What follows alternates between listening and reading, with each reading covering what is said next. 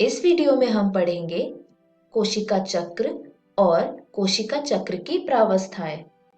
कोशिका चक्र क्या है?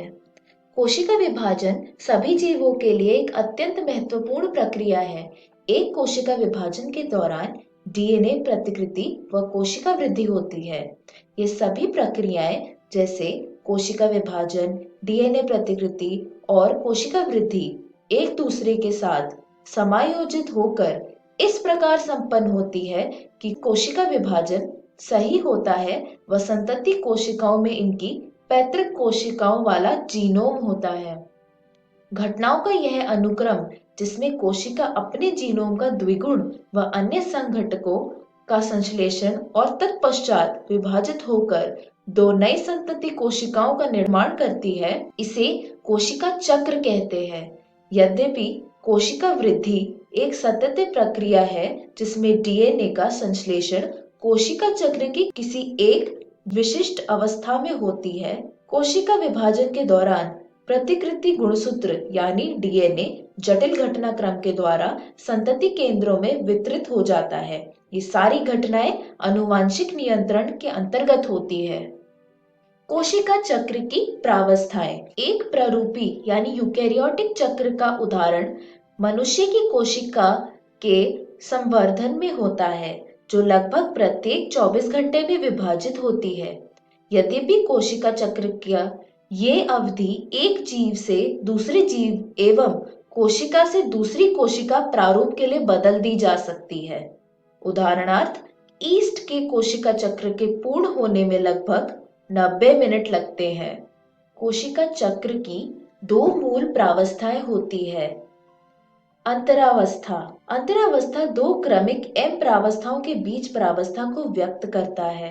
ये ध्यान देने योग्य महत्व है कि मनुष्य की कोशिका की औसतन अवधि 24 घंटे की कोशिका चक्र में कोशिका विभाजन लगभग 1 घंटे में पूर्ण होता है, जिसमें कोशिका चक्र की कुल अवधि 95% से अधिक की अवधि अंतरावस्था में ही व्यतीत होती है। अंतरावस्था को विश्राम प्रावस्था भी कहते हैं। ये वह प्रावस्था है जिसमें कोशिका विभाजन के लिए कोशिका तैयार होती है और इसके दौरान क्रमबद्ध तरीके से कोशिका वृद्धि व डीएनए की प्रतिकृतिकरण दोनों होते हैं। एम प्रावस्था यानी सूत्री विभाजन, इसे हम माइटोसिस भी कहते हैं। एम प्रावस्था का आरंभ केंद्रक के विभाजन यानी कैरियोकाइनेसिस से होता है, जो कि संगतक संतति गुणसूत्र के पृथक्करण सूत्री विभाजन के समतुल्य होता है और इसका अंत कोशिका द्रव्य विभाजन यानी साइटोकाइनेसिस के साथ होता है। अंतरावस्था।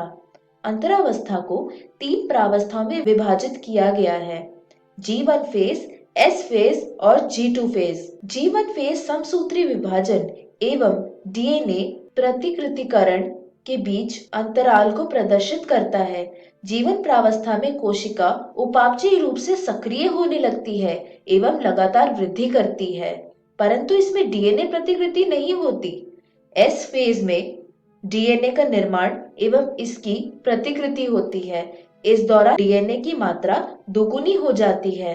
यदि डीएनए की प्रारंभिक मात्रा 2C है तो अब वो 4C हो जाती है।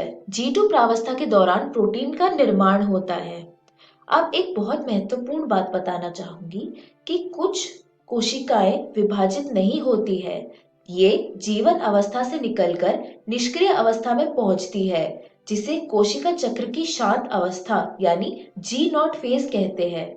इस अवस्था की कोशिका उपापचयी रूप से सक्रिय होती है लेकिन विभाजित नहीं होती।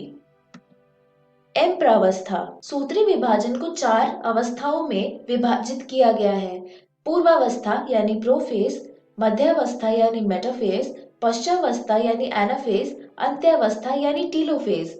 इसके बाद आता है कोशिका द्रव्य विभाजन, जिसे हम साइटोकाइनेसिस भी कहते हैं। इसके बारे में हम अगली वीडियो में पढ़ेंगे। इस वीडियो में हमने सीखा कोशिका चक्र,